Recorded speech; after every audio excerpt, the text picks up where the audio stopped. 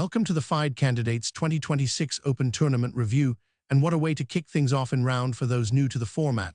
The Candidates Tournament is the most prestigious event in chess outside of the World Championship itself. The winner earns the right to challenge the reigning world champion. 8 of the world's elite Grandmasters are gathered here, and every single point matters from move 1. Round 1 saw 4 games played, and 3 of them were decisive, an unusually high number for a top-level tournament where draws are often the expectation. Only one game ended peacefully, which tells you just how aggressive and fighting chess we saw right out of the gate. The big story, early on, is a 3-way tie at the top. Fabiano Caruana, the American #1 and perennial world championship contender, drew first blood with a stunning technical win over Hikaru Nakamura in what became an absolutely grueling 83-move in-game battle. Young Indian prodigy Praggnanandhaa demonstrated his trademark attacking instincts by grinding down Anish Giri in a complex Sicilian battle. And Uzbekistan's rising star Javokhir Sindarov outplayed Andrey Esipenko in a Queen's Gambit decline that turned into a brilliant tactical fireworks display. At the bottom of the table, Nakamura, Giri, and Esipenko all sit on 0 points after a brutal opening round, while Matthias Bluebaum and Wei Yi share the half-point from the one-drawn game of the round. The storylines are already fascinating. Can Nakamura, the world #2, bounce back from a painful defeat to his longtime rival Caruana? Can Giri, always a bridesmaid in these events, find his form? And will the early leaders Caruana, Praggnanandhaa, and Sindarov maintain their momentum? Let's dive into every decisive game from round 2. American giants, and arguably the most compelling rivalry in modern chess. Caruana, the meticulous positional genius and former world championship challenger, faces Nakamura, the aggressive tactician and blitz legend who has been surging up the classical rankings.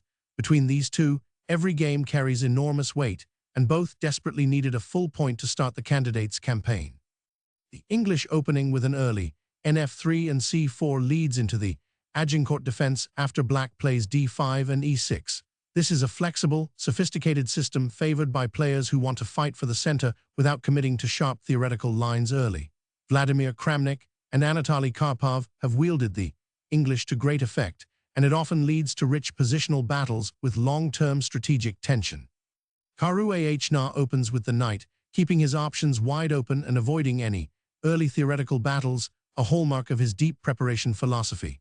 Nakamura immediately stakes a claim in the center with the d-pawn, signaling his intention to fight for space and active piece play from the very start.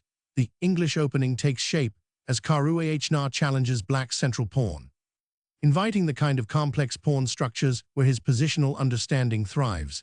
Nakamura supports the d5 pawn solidly with e6, choosing the Agincourt defense setup, a safe but somewhat passive structure that prioritizes solidity over early aggression. Caruana prepares to fianchetto his bishop to g2, a classic English setup that will give him a powerful long-range bishop bearing down on the queenside and center. Nakamura advances boldly, pushing d4 to gain space and challenge the knight on f3, an ambitious pawn advance that creates a passed d-pawn but cedes space on the queenside. The fianchettoed bishop lands on g2. Completing a key piece of white's setup, the bishop will exert lasting pressure along the long diagonal for the rest of the game. Black develops naturally, bringing the knight to a natural centralized square and adding pressure behind the advanced d4 pawn. Caruana castles kingside, completing his development and connecting his rooks while keeping the position flexible before committing to a concrete plan. Nakamura places his bishop on the active c5 square, eyeing the f2 pawn and adding further support to the advanced d4 pawn in the center.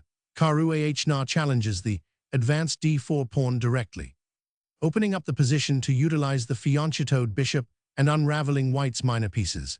A slightly unusual square for the knight, but it supports the d5 outpost and avoids blocking the bishop on c5, typical of Nakamura's creative piece placement. Caruana captures the advanced pawn, simplifying the center and gaining a material and structural foothold in the middle of the board. Black recaptures with the knight, maintaining piece activity and avoiding a backward pawn on d5. A bold pawn sacrifice, Caruana offers the b-pawn to open lines on the queenside and activate his pieces, prioritizing dynamics over material. Nakamura accepts the pawn, winning material but allowing white to gain a tempo and open the queen side for his pieces. Caruana recaptures, restoring material balance while opening the e-file and establishing a passed pawn on d4 that will become a long-term asset. Nakamura castles to safety, getting the king tucked away before any further central complications can arise. The queen enters actively, attacking the bishop on b4 while eyeing the d5 square, a multi-purpose move that puts immediate pressure on black's position.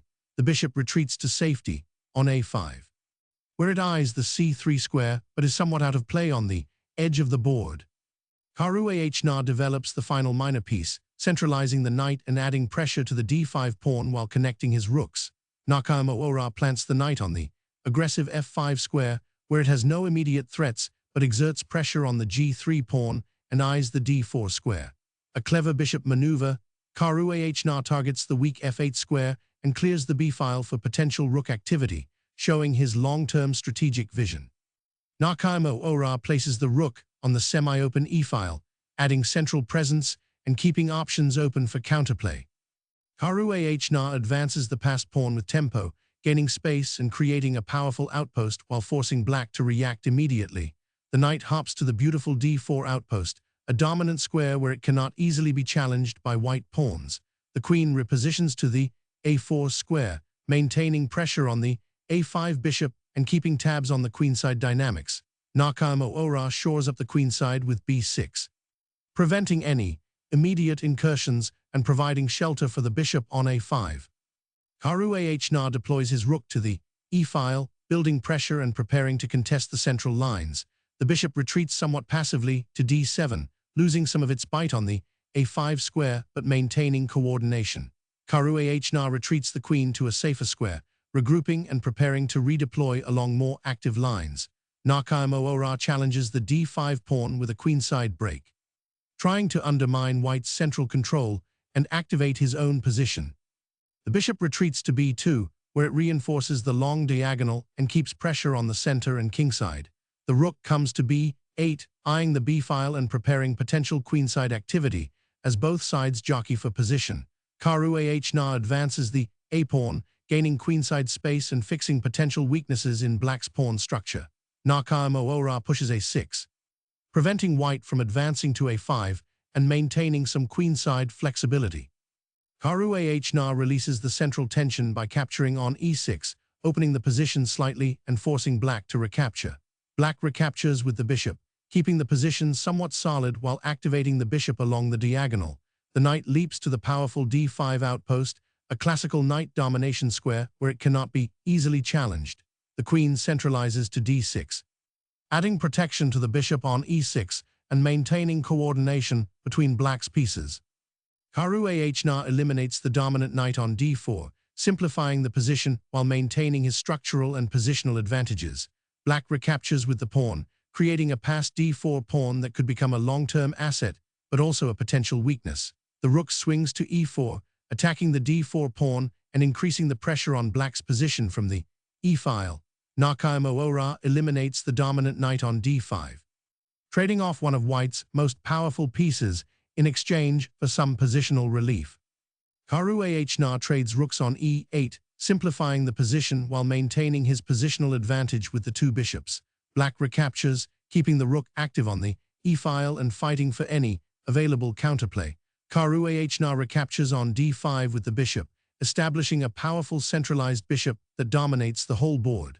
Nakamura activates the bishop to b4, attacking the c3 square and trying to create some counterplay against white's king position.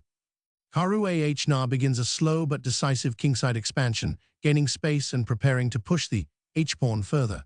Nakamura pushes the a-pawn, creating some queenside counterplay and trying to keep lines of activity open for his pieces. Caruana plays d3, supporting the pawn structure and restricting the bishop on b4 while preparing for further kingside operations. The queen moves to f6, adding pressure to the g3 pawn and trying to create threats on the kingside, but Stockfish already gives white a significant advantage here. Caruana tucks the king away safely on g2, stepping out of any potential back rank threats and connecting the rooks more effectively. The queen shifts to e5, trying to centralize and create threats, but the position remains difficult for black. Caruana activates the queen aggressively, threatening the rook on e8 and adding pressure to the kingside.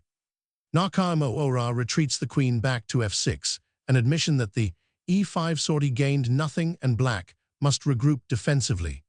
The queen moves to g4, eyeing the g7 pawn and keeping persistent pressure on black's kingside structure. Nakamura brings the bishop to c5, targeting the f2 pawn and trying to activate his pieces, but the clock on his disadvantage continues to tick. Caruana pushes h5 immediately, creating a concrete kingside pawn majority threat and forcing black to respond to the encroaching pawn. Nakamura advances h6 to prevent the h-pawn from marching further, but this creates a permanent weakness on h6 that Caruana will target relentlessly. Stockfish already evaluates white as clearly better here. Caruana immediately swings the rook to h1, doubling down on the h-file and preparing to exploit the newly created weakness on h6. Nakamura brings the queen to g5, trying to exchange queens and reduce white's attacking potential, but Caruana sidesteps beautifully. A cold and calculating queen retreat, Caruana refuses the trade and keeps all his pieces on the board, maintaining maximum pressure. Black repositions the queen to e7, trying to maintain coordination, but Caruana's grip on the position only tightens. The bishop swings to c6 with tempo, attacking the rook on e8 and further restricting black's already cramped position. Nakamura repositions the rook to c8, attacking the bishop on c6, but Caruana simply retreats and maintains his overwhelming advantage. The rook comes to e1, centralizing powerfully and adding yet another attacker to an already overwhelming white position. Nakamura's queen retreats to c7, struggling to find any active plan as Stockfish now shows a two-pawn advantage for white. The bishop returns to the dominant d5 square, a recurring theme in this game where Caruana keeps repositioning this bishop to its most active post. Nakamura moves the king to f8 to try to activate it, but this walks into further tactical difficulties in the coming moves. Caruana's queen returns to g4, maintaining pressure on the kingside and keeping all of black's pieces tied down. Black moves the rook to d8, trying to contest the d-file and find some activity, but the position is already close to losing. Caruana centralizes the queen powerfully to e4, threatening multiple things simultaneously and further squeezing Nakamura's position. The king retreats to g8, but there is no safe haven for Nakamura as Caruana methodically tightens his grip move by move. The queen moves to f5, attacking h7 and maintaining constant pressure along multiple fronts simultaneously. Nakamura centralizes his queen to d7, trying to coordinate his pieces and find some defensive resources against the relentless white pressure. Caruana repositions once more, threatening to invade with qb7 or create further pressure on the queenside pawns. Nakamura brings the rook back to f8, trying to add defensive support to the f7 pawn and prevent infiltration. The rook swings to e5, adding pressure to the c5 bishop and centralizing powerfully in the heart of black's position.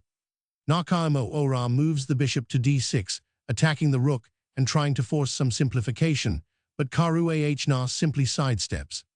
The rook slides to f5, immediately threatening the rook on f8 and maintaining maximum pressure on every front. Black's queen retreats again to e7, shuffling defensively without any real counterplay as Caruana's advantage continues to grow. Caruana returns the queen to g4, keeping all threats alive and refusing to allow black any breathing room. The bishop moves to the active e5 square, but Nakamura's position is thoroughly compromised and every move only delays the inevitable. The rook shifts to f3, covering the third rank and preparing to join the attack while keeping all of black's pieces passive. Nakamura retreats the bishop to f6, trying to set up some defensive coordination, but the position remains completely lost. Caruana repositions the rook to f4, preparing to invade on f7 or support the kingside pawn push. The queen retreats all the way to d8, a desperate defensive measure showing just how much black has been compressed. The bishop activates to e4, targeting the bishop on f6 and adding yet another attacker to the already overwhelming position. Nakamura brings the rook back to e8, trying to activate and find some counterplay, but Caruana's positional domination is complete. The rook returns to f5, once again threatening the f6 bishop and keeping the pressure at maximum intensity. The queen moves to d7, but Nakamura's position is beyond saving as Caruana methodically converts his advantage. Caruana brings the queen to f4, targeting the bishop on f6 directly and creating unstoppable threats on multiple files. Nakamura activates the bishop to g5, but this only walks into a powerful tactical blow from Caruana. The queen reloads to f3, now threatening to invade on f7 with devastating force. Black shifts the queen to c7 in a futile attempt at defense, but Caruana finds the decisive tactical blow immediately. The rook crashes through on f7, a decisive exchange sacrifice that tears open the kingside and leaves Nakamura's king completely exposed. Nakamura must capture, but now the position transforms into a technically winning endgame for white with bishop and pawns dominating. The bishop returns to d5, attacking the queen and the rook simultaneously while the passed pawns begin their march.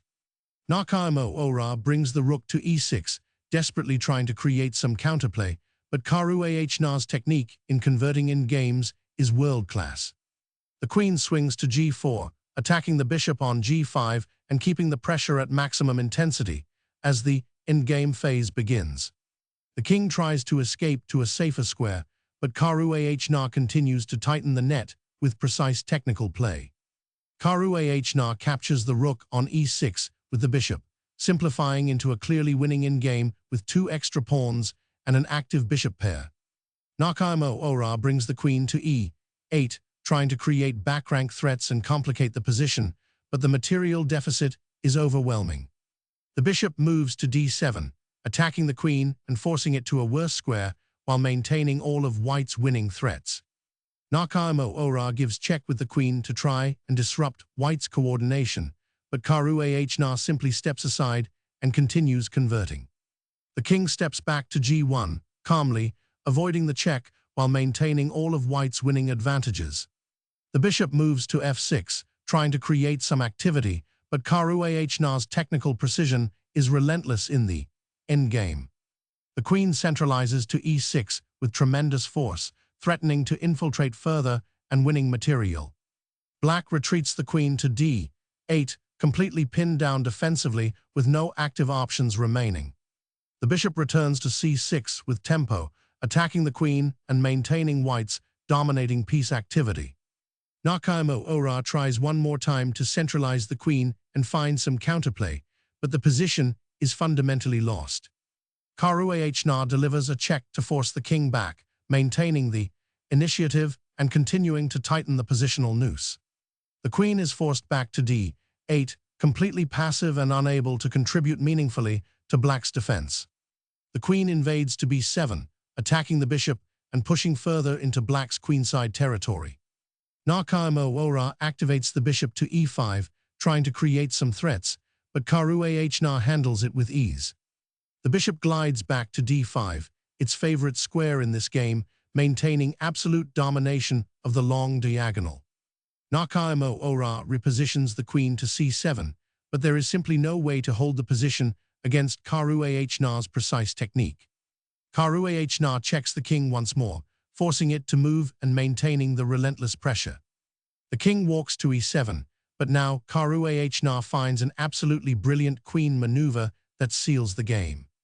An incredible queen move to g8, attacking the bishop on f6 and creating unstoppable mating threats across the board.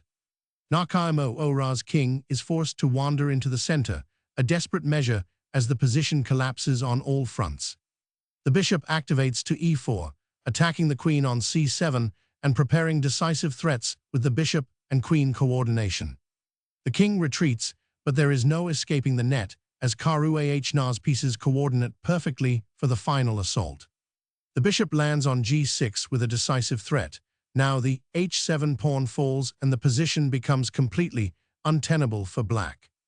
Nakamura tries to defend with the bishop, but Caruana finds the precise sequence to break through and convert.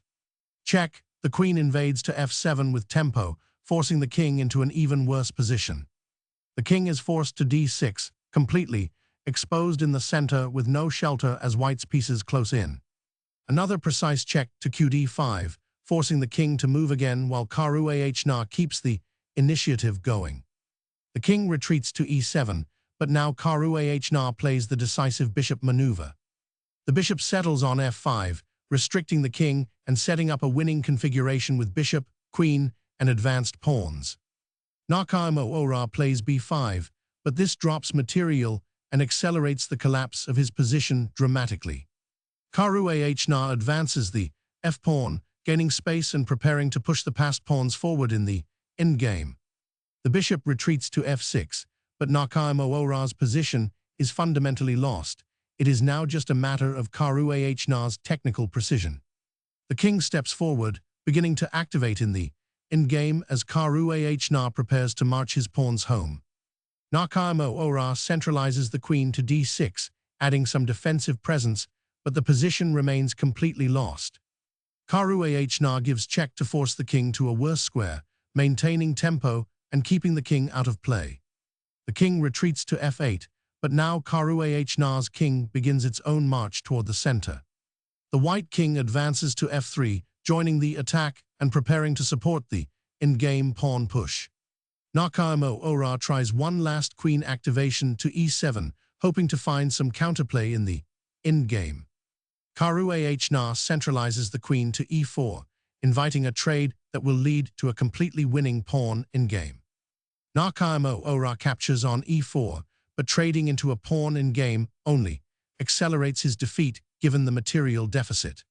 Caruana recaptures with the d-pawn, creating a powerful passed e-pawn and entering a completely winning pawn endgame. The bishop retreats to e7, but in the pawn endgame black's bishop is completely outmatched by white's two connected passed pawns. The e-pawn advances to e5, beginning the decisive push as white's passed pawns become unstoppable. Nakamura tries to activate the bishop to b4, but there is no way to stop white's advancing pawns in this endgame. Caruana activates his bishop to d3, supporting the pawn's advance and dominating the long diagonal. The bishop moves to e1, trying to obstruct the advancing pawns, but Caruana pushes forward relentlessly. The g-pawn advances, creating a second connected passed pawn on the kingside. Black has no way to hold both flanks. Nakamura's king tries to centralize, but the pawns are simply too advanced and too powerful to be stopped. The white king marches to the center on e4, perfectly supporting all three advancing passed pawns. The bishop moves to g3, but it is a desperado gesture in a completely lost position. Caruana pushes f5, but the engine flags this as slightly inaccurate. There were more precise winning continuations available. Nevertheless, the advantage remains overwhelming. Nakamura activates his king to d7, trying to use it actively. In the endgame, the only possible defensive resource. Caruana marches his king to d5, a dominant central square where it supports the advancing pawns. The bishop shuffles to h4, but there is nothing constructive black can do to prevent the pawns from queening. The f-pawn charges to f6, but this is flagged as inaccurate by Stockfish. There were more clinical winning approaches available. Nakamura captures, opening the g-file and creating a passed pawn, but it only delays the inevitable conclusion. The e-pawn advances to e6 with check, forcing the king back and pushing toward promotion. The king is forced to e7, now completely dominated by the advancing white pawns. Caruana's king marches to c6, closing in on the queenside pawns and preparing to win material decisively. Nakamura captures the e6 pawn with the king, gaining a pawn but walking directly into Caruana's decisive queenside king march. The white king captures on b6, winning the pawn and leaving Nakamura completely helpless against the connected queenside pawns. Nakamura's bishop moves desperately to e1, but there is nothing left to do. White's pawns will queen with decisive effect. Caruana advances the c-pawn to c5, and with this unstoppable passer, Nakamura resigned, an absolutely masterful in-game conversion by Caruana in 83 grueling moves. This game was a masterclass in-game technique by Fabiano Caruana. After a relatively balanced middle game, the turning point came when Nakamura's kingside pawn structure became permanently weakened around move from there. Caruana's two bishops and superior pawn coordination ground Nakamura down over 83, exhausting moves, a clinical, relentless performance that sends a message to the entire field. Praggnanandhaa, the teenage Indian prodigy who has become one of the most feared attackers in the world, faces Anish Giri, the Dutch Grandmaster renowned for his drawing tendencies, but also his exceptional defensive technique. Both players desperately want a strong result in the candidates, for Pragg to prove he belongs at the very top, and for Giri to finally make a deep run in a tournament he has long been expected to win. The Sicilian defense closed variation arises after White plays nc3 instead of entering the open Sicilian with d4. This setup was popularized by Bobby Fischer and later used by players like Nigel Short, and it avoids much of the heavy theoretical preparation of the open Sicilian. White typically aims for a kingside attack with f4 and f5, while Black seeks queenside counterplay, leading to unbalanced, fighting chess. Praggnanandhaa opens with e4, his most common and aggressive choice, immediately staking a claim in the center and signaling his intention to fight. Giri responds with the Sicilian defense, the most popular and theoretically rich response to e4. Asymmetrical pawn structure ensures fighting chess. Pragg chooses the closed Sicilian, a setup that sidesteps the enormous theory of the open Sicilian and focuses on a more strategic, attacking game.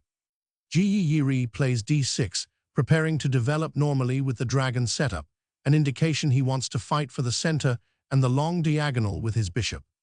The classic closed Sicilian kingside thrust, Pragg immediately prepares for a kingside attack, setting up the f5 pawn advance that will define the middle game strategy. Giri goes for the dragon fianchetto structure, planning to place his bishop on g7, where it will counter White's central ambitions with pressure along the long diagonal. Pragg develops the knight to f3, completing his light piece development and keeping options open before committing to a specific plan. The dragon bishop lands on g7, a powerful long-range piece that will exert pressure along the h8a1 diagonal throughout the game. Slightly unusual check with the bishop, Pragg forces Black to clarify the position immediately, either blocking with the knight or bishop on d7. Giri blocks with the bishop on d7, a common response that maintains flexibility but slightly misplaces the bishop. Pragg plays a4, preventing Black from playing b5 in the future and securing queenside space, a prophylactic move typical of modern closed Sicilian preparation. Giri develops the knight to its natural square on c6, attacking the bishop on b5 and continuing normal piece development. Pragg castles, getting the king to safety before launching the kingside attack, a necessary precaution before committing pawns forward. Giri attacks the bishop immediately with a6, forcing it to clarify its intentions on b5. The bishop retreats to c4, a slightly unusual square where it eyes the f7 pawn and maintains pressure on the center. Giri plays e6, abandoning the pure dragon setup in favor of a more solid pawn structure that controls the d5 square. Pragg completes his setup with d3, supporting the e4 pawn and preparing the f5 advance that is the hallmark of the closed Sicilian attack. Giri develops the knight to e7, a flexible square from which it can jump to d4 or f5, depending on how the position evolves. The key thematic advance, Pragg launches f5, immediately creating kingside pressure and forcing Giri to decide how to handle the central tension. Giri captures on f5, accepting the open e-file and choosing to fight for activity rather than keeping the position closed. Clever queen maneuver, Pragg reroutes the queen to the e-file, preparing to recapture on e6 or exert pressure along the e-file. Giri activates the bishop to e6, immediately challenging the c4 bishop and fighting for the key diagonal. Pragg recaptures on f5, opening the e-file and preparing to recapture on e6 to demolish Black's pawn structure. Giri recaptures with the g-pawn. but this creates a serious pawn weakness on f5 and gives white the perfect square for a piece on d5. Pragg captures the bishop on e6, creating a doubled and isolated pawn structure for black that will be a chronic weakness throughout the endgame. Black recaptures with the f-pawn, creating doubled pawns on e6 and e7, structural weaknesses that Pragg will exploit relentlessly. The queen captures on e6 with a powerful centralized post, immediately threatening the rook and creating multiple attacking ideas. Giri offers to trade queens with qd7, hoping to simplify into a more defensible endgame. Pragg declines the queen trade with qc4, keeping maximum tension and maintaining attacking resources on both sides of the board. Giri castles queenside, getting the king to relative safety and connecting his rooks, a decision that brings the king into the queenside battleground. Pragg pins the knight on e7 with the bishop, immediately creating pressure and eyeing future tactical possibilities. The rook comes to e8, adding pressure to the e-file and trying to challenge white's queen on e6. Pragg doubles rooks on the e-file, preparing to trade and simplify while maintaining all his positional advantages. Giri repositions the knight to g6, challenging the bishop on g5 and trying to improve his piece coordination. Pragg's knight leaps to the powerful d5 outpost, a dominant central square supported by the pawn structure that black cannot challenge. The king tucks to b8, stepping away from the a-file and trying to find safety behind the queenside pawns. Beautiful knight jump to f6. Pragg sacrifices the knight to open up black's position and create tremendous piece activity. Giri must capture the knight to remove the annoying invader, but this exchange opens the g-file for potential attacking play. Pragg recaptures with the bishop, establishing a powerful bishop on f6 that dominates the board and cannot be easily challenged. Giri brings the rook to f8, directly challenging the powerful bishop on f6 and trying to exchange off white's dominant piece. The bishop retreats to c3, maintaining excellent diagonal control while avoiding the rook's attack and keeping the position under white's grip. Giri pushes f4, trying to activate the f5 pawn and create some queenside counterplay to distract Pragg from his attacking plans. Pragg trades rooks on e8, simplifying the position while maintaining all his positional advantages with the bishop pair. Black recaptures, keeping a rook on the e-file and trying to maintain some counterplay. Pragg brings the remaining rook to e1, immediately pressuring the rook on e8 and dominating the open file. Giri retreats the rook to f8, stepping away from the e-file pressure and defending the f-pawn. The queen returns to the dominant e6 square, offering a trade that Giri this time accepts to try and simplify his difficult position. Giri trades queens, finally, achieving the simplification he was seeking.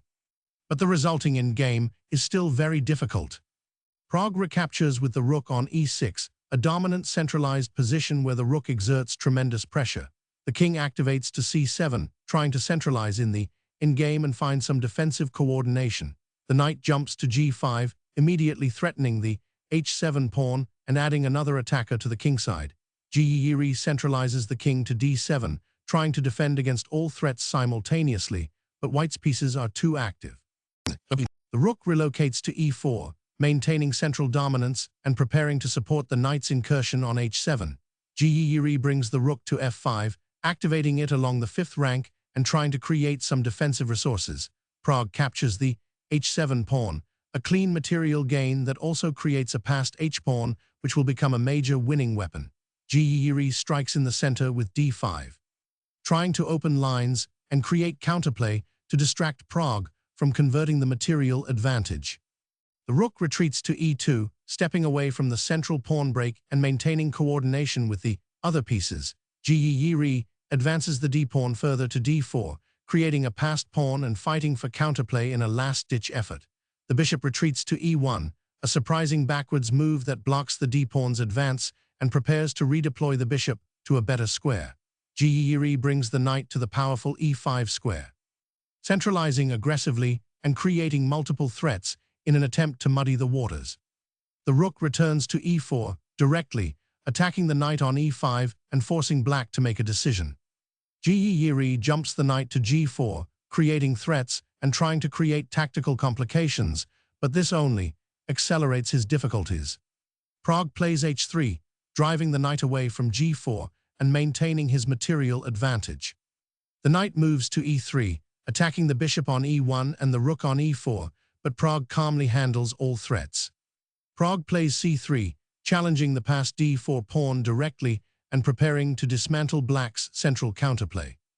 The knight retreats to d5, but now Giri's position begins to unravel as his pieces become increasingly discoordinated. Pragg advances h4, beginning the decisive march of his passed h-pawn, a clear winning plan with the h-pawn supported by the knight on h7.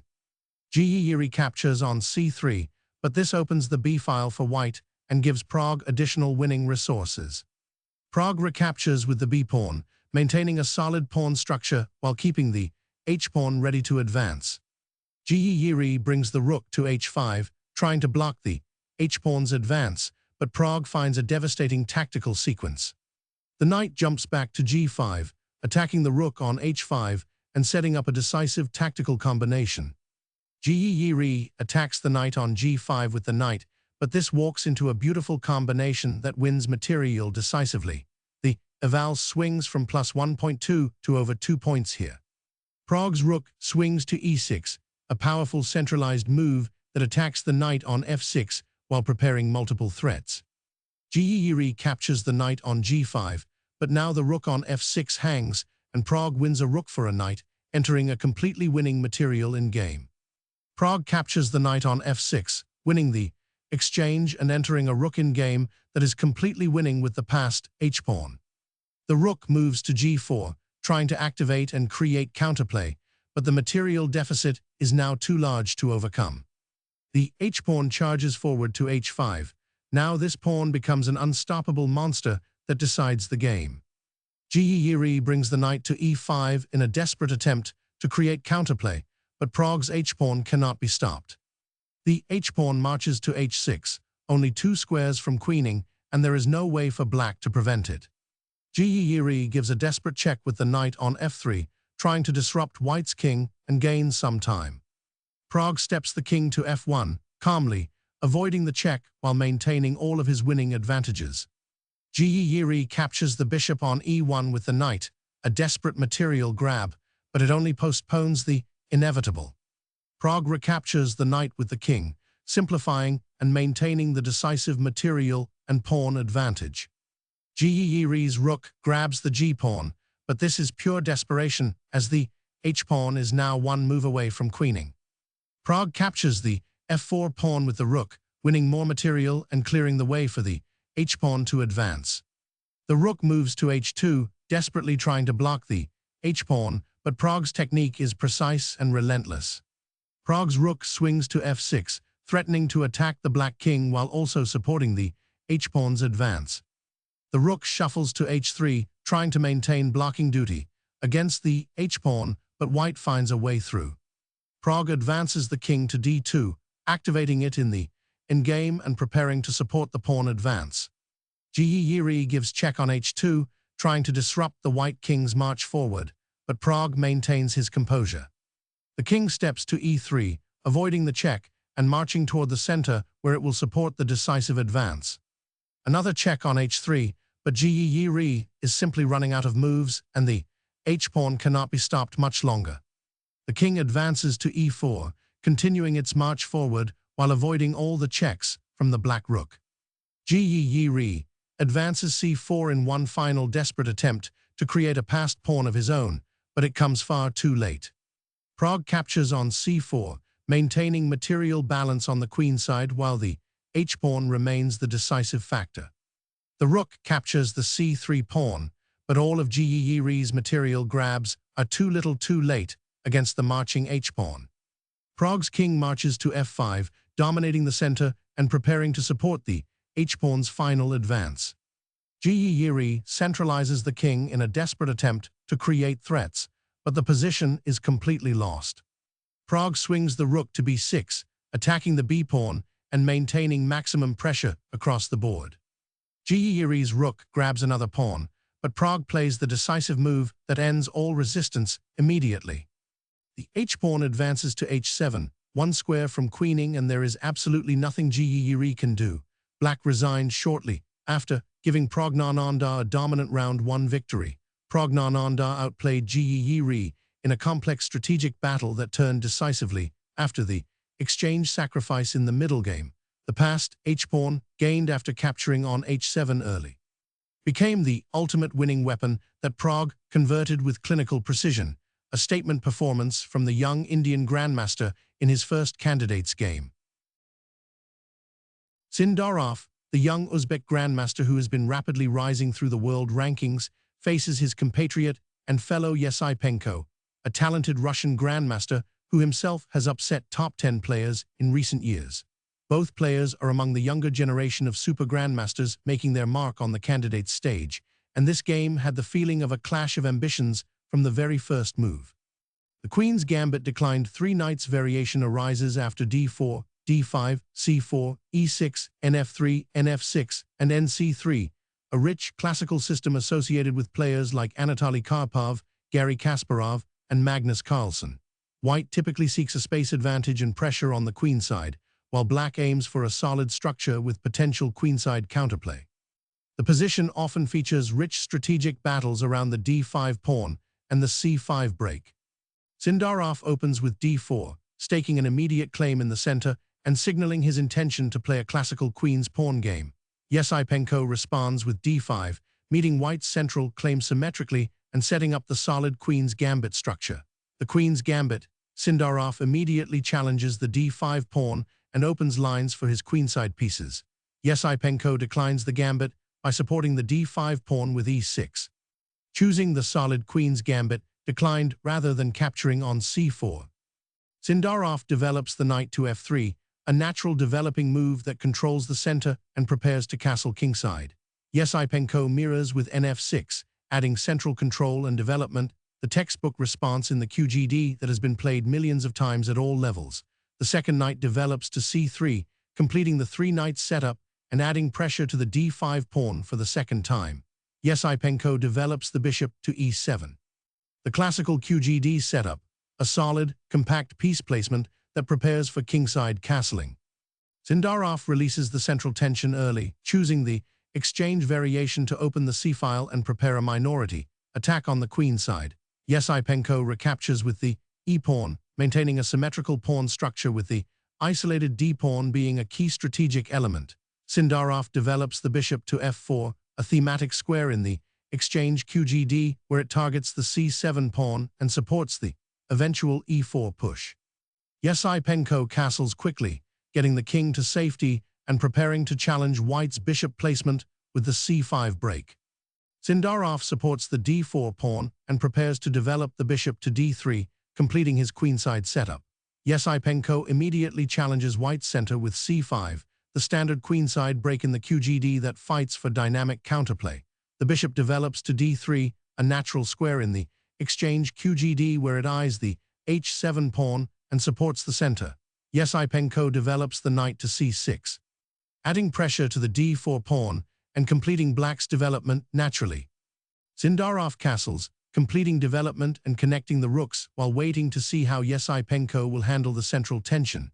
Esipenko advances c4, closing the center and gaining queenside space, a clear declaration that black wants to play on the queen side. The bishop retreats to c2, maintaining pressure along the diagonal while preparing for the central e4 push, a surprising knight hop to h5, aiming to exchange the f4 bishop and weaken White's kingside pawn structure. The bishop retreats to e5, maintaining its active diagonal and avoiding the exchange that Esipenko was seeking. Esipenko attacks the bishop with f6, gaining space and forcing it to move while also preparing to push f5. The bishop retreats to g3, a slightly passive square but one that maintains the diagonal and avoids being exchanged.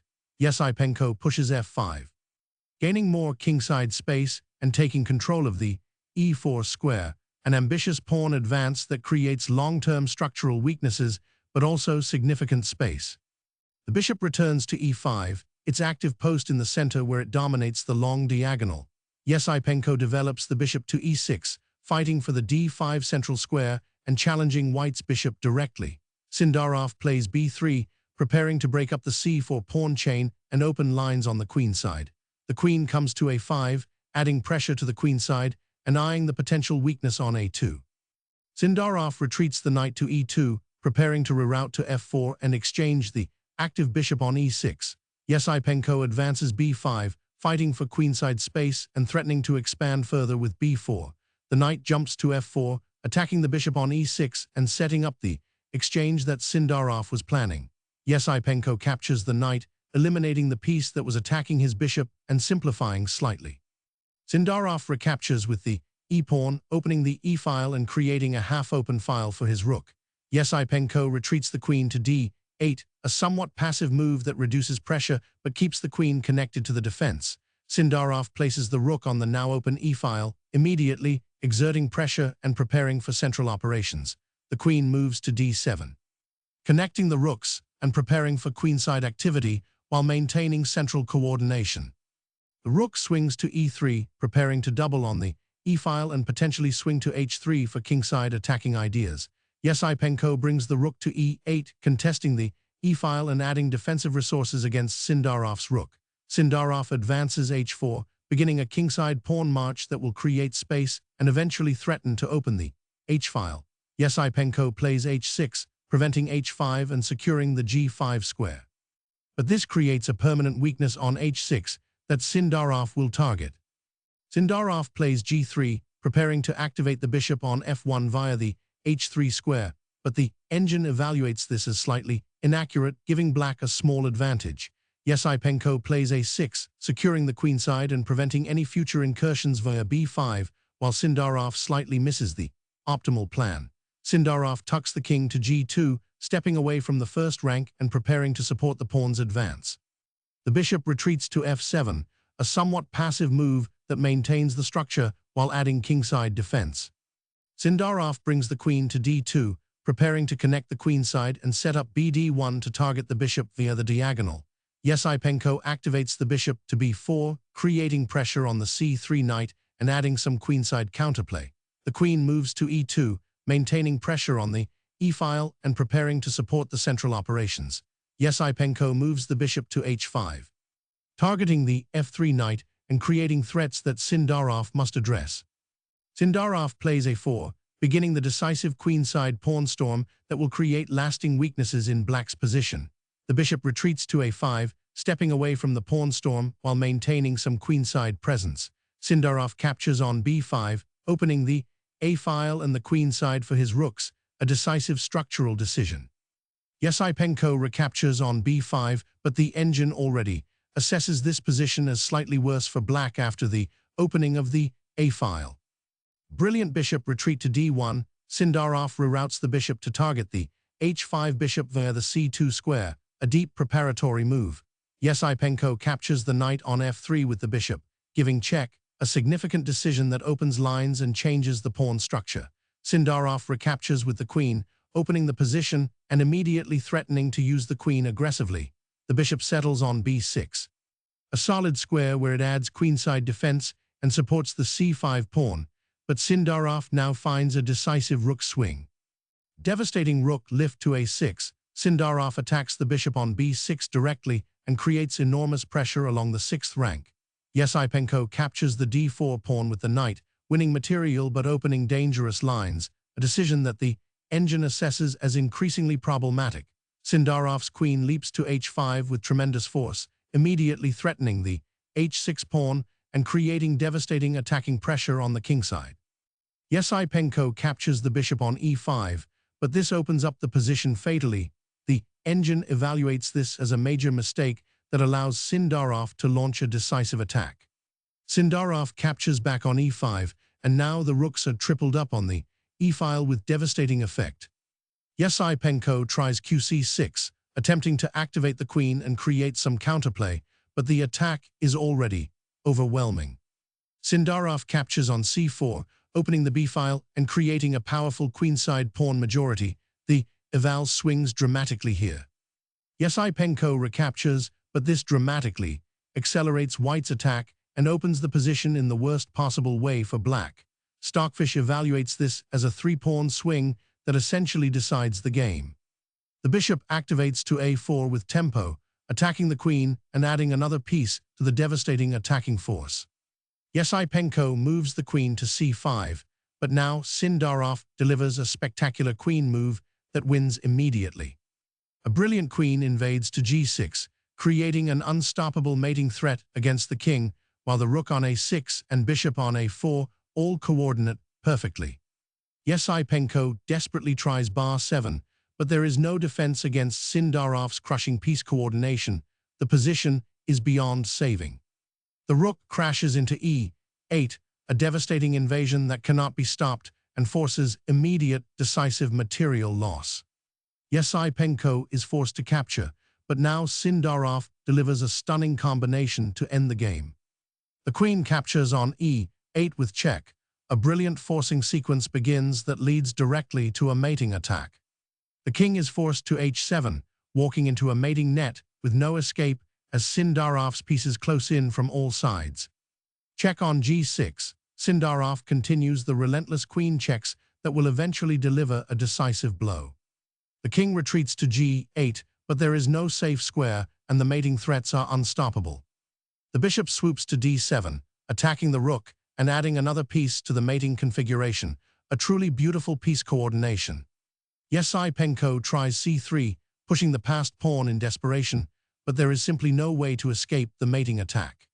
Another check, Sindarov gives check on e8 to force the king back, maintaining the relentless pressure. The king is forced back to h7, walking into the final mating net that Sindarov has constructed with his beautiful piece coordination.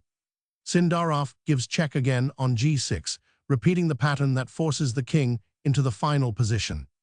The king returns to g8 once more, and now Sindarov delivers the crushing final blow that ends all resistance.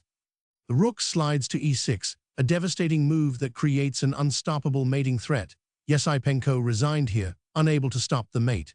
A spectacular attacking performance by Javokhir Sindarov. Sindarov delivered a masterpiece of attacking chess.